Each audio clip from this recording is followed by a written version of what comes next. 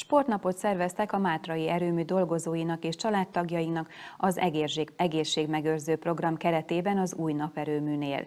A rendezvényen több mint 50-en indultak különböző versenyszámokban. Biciklizés, futás, túrázás. Ebben a 3 számban lehetett indulni a Visontai Erőmű dolgozóinak és családtagjaiknak szervezett sportnapon az új naperőmű körül.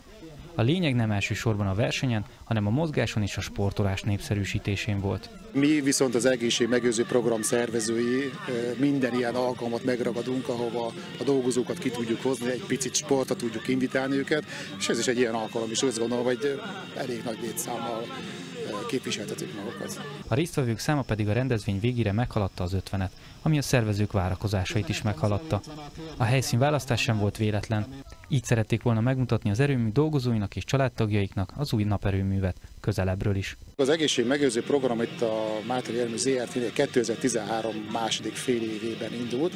Egy felkérésre, tehát a Mátrai Erőmű ZRT felkérte a Máta Sport Egyesületet, hogy egy sporttal alátámasztott egészségmegőrző programot dolgozzunk ki. Megpróbáltunk olyan sportokat kialakítani, ami gyakorlatilag azok a dolgozók is tudjanak teljesíteni, akik eddig nem mozogtak. Eddig több mint 600 dolgozót sikerült megmozgatnunk, tette hozzá Banka Zsolt.